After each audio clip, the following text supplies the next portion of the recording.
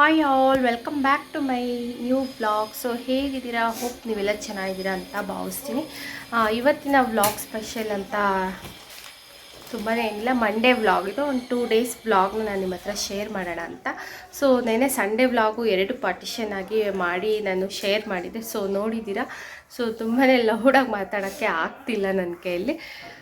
So ಇವತ್ತು Monday. So ನೋಡಿ, ನನ್ನ ಮಗನ ಬುಕ್ಸ್ ಪೆಂಡಿಂಗ್ ಇದೆ. ಅವ್ನ ಬುಕ್ಸ್ ಎಲ್ಲನೂ ಕೂಡ ಬೆಂಡಿಂಗ್ ಹಾಕಬೇಕು. ಸೊ ನೆನ್ನೆ ಹಾಕೋಕ್ಕೆ ಆಗಲೇ ಇಲ್ಲ, ಅಲ್ಲಿಂದ ಬಂದಿದ್ದೆ. ಸೊ ಮನೆಗೆ ಗೆಸ್ಟ್ ಬಂದಿದ್ದರು. ಸೊ ಸಂಡೇ ಈವ್ನಿಂಗು ಅವ್ರ ಹತ್ರ ಮಾತಾಡಿ ಸೊ ಹಂಗಾಗ್ಬಿಟ್ಟು ಇದು ಪೆಂಡಿಂಗ್ ಉಳಿದ್ಬಿಟ್ಟು ಬುಕ್ಸು. ಇನ್ನು 6th ಅವ್ರಿಗೆ ಪೋರ್ಷನ್ಸ್ ಎಲ್ಲನೂ ಸ್ಟಾರ್ಟ್ ಆಗುತ್ತೆ, ಹಾಕೋಣ ಅಂದ್ಬಿಟ್ಟು. ಯಾಕಪ್ಪ ವಾಯ್ಸ್ ಕಡಿಮೆ ಇದೆ ಅಂದರೆ ರೀಸನ್ ಏನು, ಜೋರಾಗಿ ಮಾತಾಡೋಕ್ಕಾಗ್ತಿಲ್ಲ.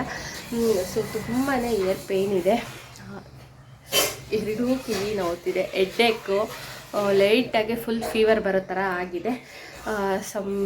ಓಡಾಟಗಳು ಜಾಸ್ತಿ, ವೆದರ್ ಚೇಂಜ್ ಆಯ್ತಲ್ಲ ಸಡನ್ನಾಗಿ, ಸಮ್ಮರಿಂದ ಮಳೆಯಲ್ಲಿ ಸ್ವಲ್ಪ ಮೊನ್ನೆಲ್ಲ ನೆಂದಿದ್ದು. ಸೊ ನೈಟ್ ಡಿನ್ನರ್ಗೂ ಕೂಡ ಅಮ್ಮ ನೋಡಿ ಕಿಚನಲ್ಲಿ ಆಲ್ರೆಡಿ ಇದ್ದಾರೆ.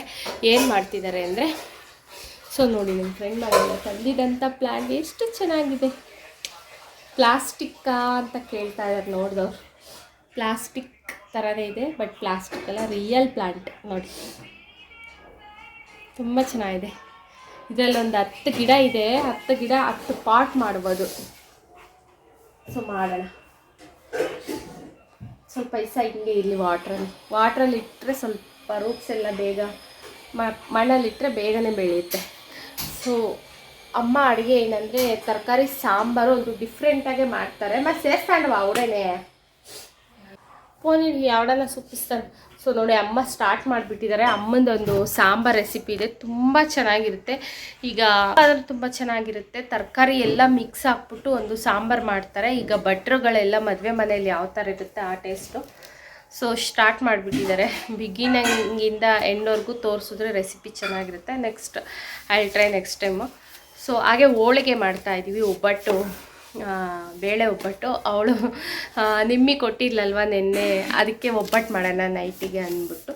ಸೊ ಇವತ್ತಿನ ವ್ಲಾಗ್ ಕೊನೆವರೆಗೂ ಮಿಸ್ ಮಾಡಿದೆ ನೋಡಿ. 2 ಡೇಸ್ ವ್ಲಾಗ್ನ ಇಲ್ಲಿ ನಾನು ಶೇರ್ ಮಾಡ್ತೀನಿ. ನಾನು ಬುಕ್ಸ್ ಎಲ್ಲ ಬೈಂಡ್ ಹಾಕೋ ಅಷ್ಟೊತ್ತಿಗೆ ಅಮ್ಮ ಅಡುಗೆನ ರೆಡಿ ಮಾಡಿದ್ರು. ಬಿಸಿ ಬಿಸಿ ಹೋಳಿಗೆ ರೆಡಿ ಆಯಿತು, ತುಂಬಾ ಚೆನ್ನಾಗಿ ಬಂದಿತ್ತು ಒಬ್ಬಟ್ಟು. ಹಾಗೆ ನೋಡಿ, ಈ ಸಾಂಬಾರಂತೂ ಟೇಸ್ಟು ನೋಡೋಕೆ ಈ ಥರ ಕಾಣಿಸ್ತಿದ್ದೆ, ಹೇಗೆ ಕಾಣಿಸ್ತಿದೆ ಗೊತ್ತಿಲ್ಲ. ಟೇಸ್ಟ್ ವೈಸ್ ಅಂತೂ ತುಂಬಾ ಚೆನ್ನಾಗಿರುತ್ತೆ ಸಾಂಬಾರಿದು. ಶೇರ್ ಮಾಡ್ತೀನಿ. ನೆಕ್ಸ್ಟು ಬಿಸಿ ಬಿಸಿ ಹೋಳಿಗೆ ತಿಂತಾಯಿದ್ದೀನಿ. ಒಬ್ಬಟ್ಟು ಅಂದ್ರೇ ನನಗೆ ಇಷ್ಟ. ಬಟ್ಟು ಏನಾಗಿದೆ ಅಂದರೆ, ಕಿವಿ ನೋವು, ಹಲ್ಲು ನೋವು, ತಲೆನೋವು, ಈ 3 ಇರೋದಕ್ಕೆ ಫುಲ್ ಫೀವರೇ ಬಂದಂಗೆ ಆಗ್ಬಿಟ್ಟಿದೆ. ಹಲ್ಲು ನೋವು ಬಂದರೆ ತುಂಬಾ ಕಷ್ಟ, ಕಿವಿ ನೋವು ಬಂದರೆ ತಲೆನೋವು ಬರುತ್ತೆ. ಸೊ ಬಿಕಾಸ್ ಹೆಂಗೋ ಊಟ ಮಾಡಲೇಬೇಕಲ್ವ. ಸೊ ನೋಡಿ, ಇಷ್ಟು ಬುಕ್ಸ್ನ ಬೈಂಡಿಂಗ್ ಹಾಕಿ ಇಟ್ಟಿದ್ದೀನಿ. ಇನ್ನು ಕೆಲವೊಂದು ಟೆಕ್ಸ್ಟ್ ಬುಕ್ಸ್ ಎಲ್ಲನೂ ಪಕ್ಕದಲ್ಲಿ ಇಟ್ಟಿದ್ದೀನಿ. ಸೊ ಅದೇ ಅವನಿಗೆ ಬೈತಾ ಇದ್ದೀನಿ, 8 ಆಗಿದೆ ಇನ್ನೂ ಬೈಂಡ್ ಹಾಕ್ಕೊಳಕ್ಕೆ ಬರೋದಿಲ್ಲ ಅಂತ. ಅದಕ್ಕೆ ಅವ್ನು ಕಂಪ್ಯಾರಿಸನ್ ಮಾಡ್ತಿದ್ದಾನೆ, ಅಣ್ಣಂಗಾದ್ರೆ ಹೇಳಲ್ಲ ನನಗಾದ್ರೆ ಎಲ್ಲನೂ ಹೇಳ್ತೀಯ ಅಂತ. ಸೊ ಫೈನಲಿ ಸಾಂಬಾರು ತುಂಬಾ ಟೇಸ್ಟ್ ಚೆನ್ನಾಗಿದೆ. ಊಟ ಎಲ್ಲ ಮುಗಿಸಿ ನೈಟ್ ಆಗಿ ಮತ್ತು ಬೆಳಗ್ಗೆ ಆಗಿದೆ. ಸೊ ಇದು ನೆಕ್ಸ್ಟ್ ಡೇ ವ್ಲಾಗ್ನ ಶೇರ್ ಮಾಡ್ತಾಯಿದ್ದೀನಿ. ಇದು ಬಂದು ಗುರುವಾರದ ವ್ಲಾಗು. ಗುರುವಾರ ಅಂದ್ರೇ ಸ್ಪೆಷಲಾಗಿ ವಾರ ಮಾಡೋ ದಿವಸ. ಬುಧವಾರ ನೈಟೇ ಅಮ್ಮ ಫುಲ್ ಆಚೆ ಎಲ್ಲ ಹೊರಗೆಲ್ಲ ತೊಳೆದು ಸ್ಟೆಪ್ಸ್ ಎಲ್ಲ ತೊಳೆದು ಬಿಡ್ತಾರೆ. ನಾನು ಬೆಳಗ್ಗೆ ಎದ್ದು ಈ ಥರ ಹೊಸ್ಲಿಗೆ ಅರಿಶಿನ ಕುಂಕುಮ ಇಟ್ಟು ರಂಗೋಲಿ ಅಂದ್ರೇ ನನಗೆ ಫಸ್ಟ್ ಆಫ್ ಆಲ್ ತುಂಬಾ ಇಷ್ಟ ಆಗಿರೋ ಕೆಲಸ ಅಂದರೆ ರಂಗೋಲಿ ಬಿಡೋದು.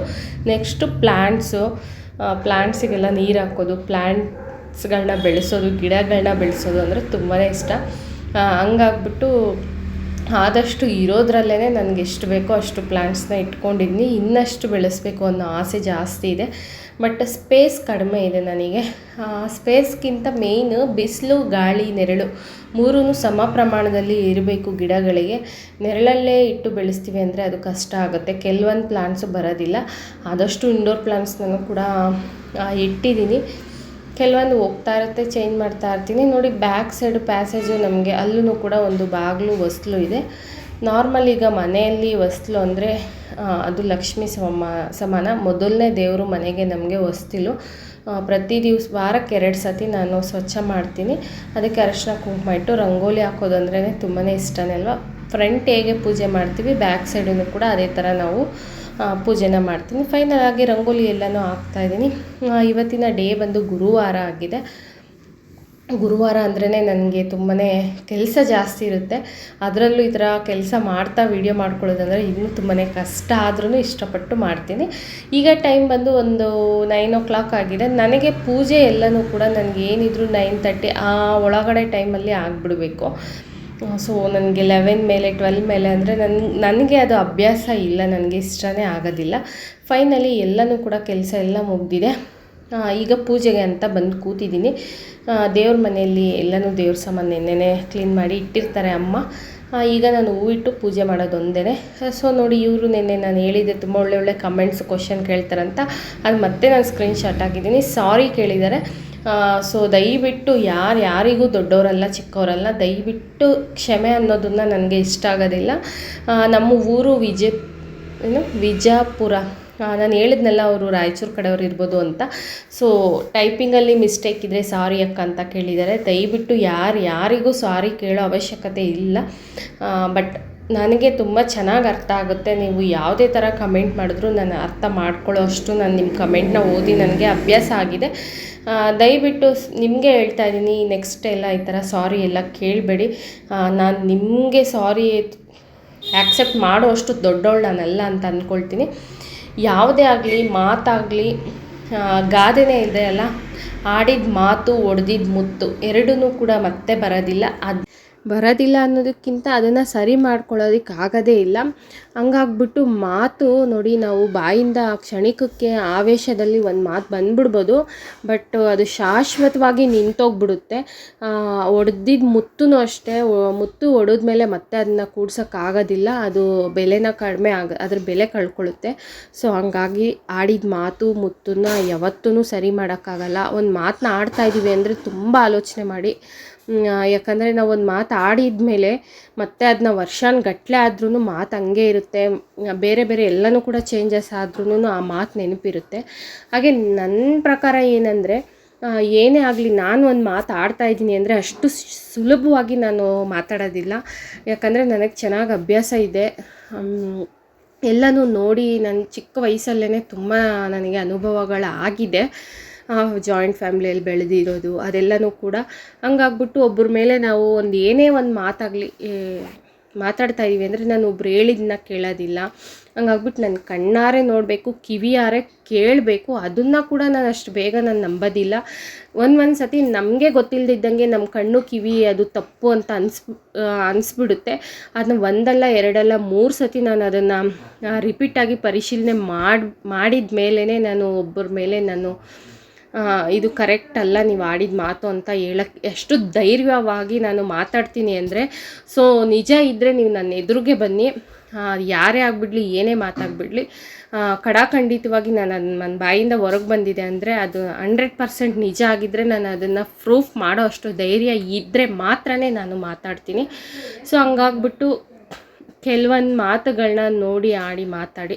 ಸೊ ಏನಕ್ಕಪ್ಪ ಇವತ್ತು ಈ ಟಾಪಿಕ್ ಮಾತಾಡ್ತಾ ಇದ್ದೀನಿ ಅಂದರೆ, ಪೂಜೆ ಮಾಡ್ತಾಯಿದ್ದೀನಿ, ಒಳ್ಳೇದನ್ನೇ ಬಯಸಬೇಕು. ನೋಡಿ, ರಾಯರ ಅಪ್ಪಟ ಭಕ್ತರು ಯಾರಿರ್ತಾರೋ ಅವ್ರ ಬಾಯೆಲ್ಲ ಆದಷ್ಟು ಕಡಿಮೆ ಸುಳ್ಳನ್ನು ಬಳಸ್ತಾರೆ ಅಂತ ನಾನು ನಂಬಿದ್ದೀನಿ.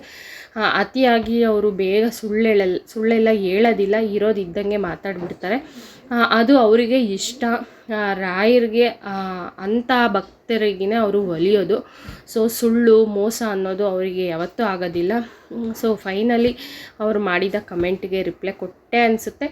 ಸೊ ನೋಡಿ, ಬ್ರೇಕ್ಫಾಸ್ಟ್ ಬಂದು ಟೊಮೆಟೊ ಬಾತು. ನಾನಿಲ್ಲಿ ಬ್ರೇಕ್ಫಾಸ್ಟ್ ಮಾಡ್ತಿಲ್ಲ, ಒಂದು ಹೆಲ್ದಿ ಜ್ಯೂಸನ್ನ ಮಾಡಿಕೊಂಡು ಕುಡಿದೆ ಇವತ್ತು.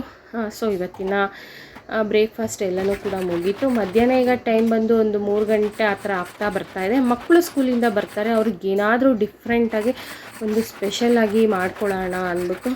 ಡೈಲಿ ಬಂದಾಗ ಅವರಿಗೆ ಇರೋದನ್ನ ಮನೇಲಿ ಏನಿರುತ್ತೆ ಟಿಫನ್ ಥರ ಮಾಡಿರ್ತೀನಿ, ಅಡುಗೆ ಊಟ, ಅದನ್ನ ಸ್ವಲ್ಪ ಪ್ಲೇಟ್ಗೆ ಹಾಕ್ಕೊಟ್ಟು ಸಂಜೆ ಒಂದು ಗ್ಲಾಸ್ ಹಾಲು ಕೊಟ್ಟರೆ ಅದೇ ಅವರಿಗೆ ಸ್ಪೆಷಲು.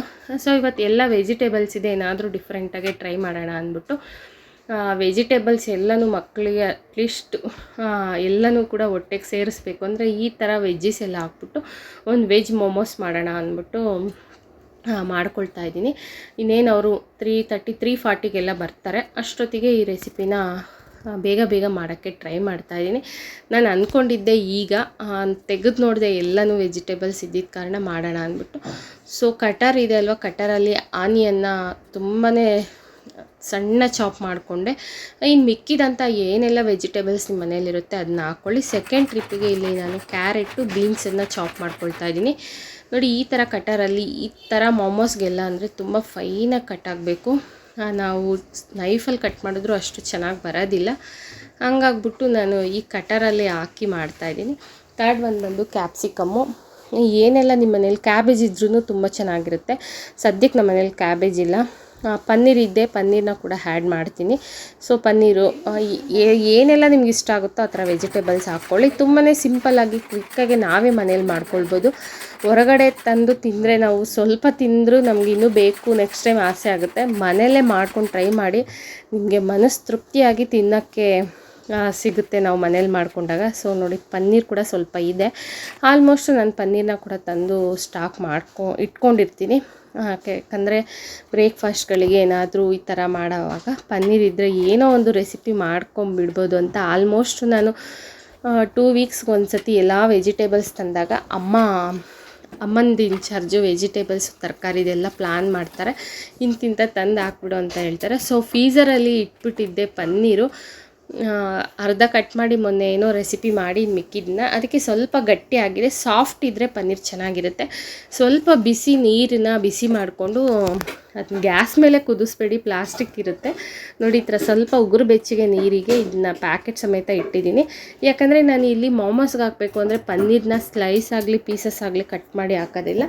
ಫುಲ್ಲು ಇವಾಗ ವೆಜಿಟೇಬಲ್ಸ್ ಎಷ್ಟು ಸಣ್ಣದಾಗಿ ಕಟ್ ಮಾಡಿದ್ದೀನಿ ಅದಕ್ಕೆ ಹೊಂದ್ಕೊಳ್ಬೇಕು ಪನ್ನೀರು ಕೂಡ. ಹಂಗಾಗ್ಬಿಟ್ಟು ಬಿಸಿ ನೀರಲ್ಲಿ ಇಟ್ಟಿದ್ದೀನಿ. ಸ್ವಲ್ಪ ಬೇಗ ಸಾಫ್ಟ್ ಆಗುತ್ತೆ. ಯಾಕಂದರೆ ಅರ್ಜೆಂಟಾಗಿ ಮಾಡೋವಾಗ ಎಲ್ಲನೂ ಕೂಡ ಅರ್ಜೆಂಟಲ್ಲಿ ಆಗಬೇಕು.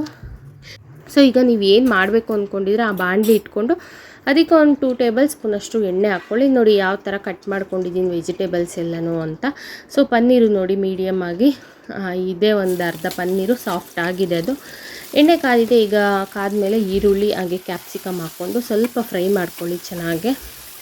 ತುಂಬ ಸಣ್ಣ ಕಟ್ ಮಾಡಿರೋ ಕಾರಣ ಬೇಗನೆ ಫ್ರೈ ಆಗಿಬಿಡುತ್ತೆ, ಅಷ್ಟೊಂದು ಟೈಮ್ ಹಿಡಿಯೋದಿಲ್ಲ. ಈಗ ಕ್ಯಾರೆಟು ಬೀನ್ಸು ಎಲ್ಲ ವೆಜಿಟೇಬಲ್ಸ್ ಏನೆಲ್ಲ ಬೇಕು ಅದನ್ನೆಲ್ಲನೂ ಕೂಡ ಹಾಕ್ಕೊಂಡು ನೀಟಾಗಿ ಚೆನ್ನಾಗಿ ಮೀಡಿಯಮ್ ಫ್ಲೇಮ್ ಇಟ್ಕೊಂಡು ಇದನ್ನು ಫ್ರೈ ಮಾಡ್ಕೊಳ್ಳಿ. ತುಂಬ ಫ್ರೈ ಆಗೋದು ಬೇಡ. ಒಂದು 50% ಈಗ ಆದಮೇಲೆ ಒಂದು ಸ್ವಲ್ಪ salt, pepper, ginger and garlic, garam masala ಸ್ವಲ್ಪ ಹಾಕ್ಕೊಂಡು ಒಂದು 75% ಆದರೆ ಸಾಕು, ನಿಮಗೆ ರೆಡಿ ಆಗುತ್ತೆ.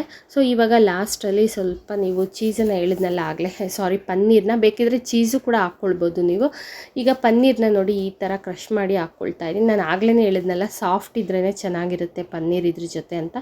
ಈಗ ಪನ್ನೀರ್ ಎಲ್ಲ ಹಾಕ್ಕೊಂಡು ಒಂದು 5 ನಿಮಿಷ ಮಿಕ್ಸ್ ಮಾಡ್ಕೊಳ್ಳಿ. ಈ ಮೊಮೋಸ್ ಎಲ್ಲ ಅಂದರೆ ಮೋಸ್ಟ್ಲಿ ಚೈನೀಸ್ ಫುಡ್ ಥರನೇ ಅಲ್ವಾ. ಚೈನೀಸ್ ಫುಡ್ ಅಂದ್ರೇ ನಮಗೆ ನೆನಪಾಗೋದೇನಪ್ಪ ಅಂದರೆ ಸೋಯಾ ಸಾಸ್ ಅಂತೂ ಇದ್ರೇ ಅದರದ್ದು ಒಂದು ಫ್ಲೇವರು ಟೇಸ್ಟು ಬರೋದು. ಕೆಲವರು ಸೋಯಾ ಸಾಸ್ ತಿನ್ನಬಾರ್ದು ಅಂತಾರೆ. ಸೊ ನನ್ನ ಪ್ರಕಾರ ಅದು ಯಾವುದೇ ಥರ ಎಫೆಕ್ಟ್ ಇಲ್ಲ ಅನಿಸುತ್ತೆ. ಸೋಯಾ ಚಿಂಕ್ಸಿಂದ ಮಾಡೋದು ಸೋಯಾ ಸಾಸು. ಹಂಗಾಗ್ಬಿಟ್ಟು ಚೈನಾದವರು ಜಾಸ್ತಿ ತಿಂತಾರೆ ನೋಡಿ. ಪ್ರತಿಯೊಂದಕ್ಕೂ ಈ ಸೂಶಿ ಅಂತೆಲ್ಲ ಬರುತ್ತಲ್ಲ ಅದಕ್ಕೆಲ್ಲನೂ ಸೋಯಾ ಸಾಸಲ್ಲೇ ಡಿಪ್ ಮಾಡ್ಕೊಂಡು ತಿನ್ನೋದು. ಇಲ್ಲಿ ನಾನು 2 ಟೇಬಲ್ ಸ್ಪೂನಷ್ಟು ಸೋಯಾ ಸಾಸನ್ನ ಹಾಕಿ ಈಗ ಗ್ಯಾಸ್ನ ಆಫ್ ಮಾಡಿಕೊಂಡೆ. ಸೊ ಅದು ರೆಡಿ ಆಗಿದೆ. ಈಗ ಮಾಮೋಸ್ ಮಾಡ್ಕೊಳ್ತಾ ಇದ್ದೀವಿ. ನಾನಿಲ್ಲಿ ಮೈದಾನ ಒಂದು 1/2 ಅವರ್ ಮುಂಚೆನೇ ಕಲಸಿ ನೆನೆಸಿಟ್ಟಿದ್ದೆ. ಚೆನ್ನಾಗದು ಸಾಫ್ಟ್ ಆಗಿದೆ. ಈಗ ನಾನು ಚಿಕ್ಕ ಉಂಡೆ ಆಗಿ ತೊಗೊಂಡು ತೀಡಿ ಕೊಡ್ತಾಯಿದ್ದೀನಿ. ನನ್ನ ಮಗ ಫೋಲ್ಡಿಂಗ್ ಮಾಡ್ತಾಯಿದ್ದೀನಿ. ಯಾಕಂದ್ರೆ ಮಕ್ಳಿಗೂ ಪ್ರತಿಯೊಂದು ಕೆಲಸದೂ ಕಲಿಸಿರಬೇಕು. ಯಾಕಂದರೆ ನಮಗೆ ಒಂದು ಎಲ್ಪಿಂಗ್ ಅನ್ನೋದು ಈಗಲಿಂದ ನಾವು ಕಲಿಸಿದ್ರೇ ಅವ್ರಿಗೂ ಕೂಡ ಬರುತ್ತೆ. ನಮ್ಮ ಮನೆಯಲ್ಲಿ ಸ್ಟೀಮ್ ಮಾಡ್ಕೊಳ್ಳೋಕೆ ಬೇರೆ ಪಾತ್ರೆ ಏನೂ ಇಲ್ಲದೆ ನಾನು ಇಡ್ಲಿ ಪಾತ್ರೆಯಲ್ಲೇ ಇಟ್ಟು ಒಂದು 20 ಮಿನಿಟ್ಸ್ ಸ್ಟೀಮ್ ಮಾಡಿಕೊಂಡ್ರೆ ಬಿಸಿ ಮೊಮೋಸ್ ರೆಡಿ ಆಯಿತು. ಸೊ ಟೇಸ್ಟ್ ಮಾಡ್ತಾಯಿದ್ದೀನಿ, ಬನ್ನಿ ನೋಡೋಣ ಫೈನಲಿ ಹೇಗಿದೆ ಟೇಸ್ಟ್ ಅಂತ ನೋಡೋಣ. ಈಗ ಟೈಮ್ ಬಂದು 4 o'clock ಆ ಥರ ಆಗಿದೆ. ತುಂಬಾ ಚೆನ್ನಾಗಿದೆ. ನನಗಂತೂ ತುಂಬಾ ಇಷ್ಟ ಆಯಿತು. ಬಿಸಿ ಇದ್ದಾಗೆ ತಿನ್ನಬೇಕು ಮೊಮೋಸ್ನ. ವೆಜಿಟೇಬಲ್ಸ್ ಎಲ್ಲನೂ ಕರೆಕ್ಟಾಗಿ ಕುಕ್ ಆಗಿದೆ. ಸೊ ನನ್ನ ಮಗನ ಕೇಳೋಣ ಬನ್ನಿ ಏನು ಹೇಳ್ತಾನೆ ಅಂತ. ಅವನ್ನ ಕೇಳಿದ್ರೇ ಜೆನ್ಯೂನ್ ಆನ್ಸರ್ ಬಂದ್ಬಿಡುತ್ತೆ. ಚೆನ್ನಾಗಿದ್ರೆ ಹ್ಞೂ ಅಂತಾನೆ, ಇಲ್ಲಾಂದರೆ ಓಹೋ ಅಂದ್ಬಿಡ್ತಾನೆ ಅವನು. ಸೊ ಅವನಿಗೂ ಕೂಡ ತುಂಬಾ ಇಷ್ಟ ಆಯಿತು. ನನ್ನ ದೊಡ್ಡ ಮಗನಿಗೂ ಕೂಡ ತುಂಬ ಇಷ್ಟ ಆಯಿತು. ಸೊ ಎಲ್ಲರೂ ಕೂತ್ಕೊಂಡು ಈ ಥರ ಮೋಮೋಸ್ ತಿಂತಾಯಿದ್ವಿ. ಸೊ ತುಂಬ ಚೆನ್ನಾಗಿದ್ರೆ ಈ ಥರ ಪ್ಲೇಟ್ ಬೇಗ ಖಾಲಿ ಆಗಿಬಿಡುತ್ತೆ. ನನಗಂತೂ ಎಕ್ಸ್ಪೆಷಲಿ ನನಗೇನೆ ತುಂಬ ಇಷ್ಟ ಆಗೋಯಿತು. ನಾನು ಮಾಡಿರೋದು ಇಷ್ಟೊಂದು ಟೇಸ್ಟ್ ಕೊಡ್ತಿದ್ಯಾ ಅಂತ. ವೆಜಿಟೇಬಲ್ಸ್ ಎಲ್ಲನೂ ಈ ಥರ ತುಂಬ ಸಣ್ಣಗೆ ಹಾಕಿ ನಾವು ಮಾಡಿದ್ರೆ ಯಾವುದೇ ಆಗಲಿ ಟೇಸ್ಟ್ ಬಂದುಬಿಡುತ್ತೆ. ಸೊ ಹೋಪ್ ಇವತ್ತಿನ ವ್ಲಾಗ್ ಕೂಡ ನಿಮ್ಮೆಲ್ಲರಿಗೂ ಇಷ್ಟ ಆಗಿದೆ ಅಂತ ಇಲ್ಲಿಗೆ ಹೆಣ್ಣು ಮಾಡ್ತೀನಿ. ಇಷ್ಟ ಆದಲ್ಲಿ ಲೈಕ್, ಶೇರ್, ಕಮೆಂಟ್. ಮತ್ತೊಂದು ವ್ಲಾಗಲ್ಲಿ ಸಿಗೋಣ. ಬಾಯ್.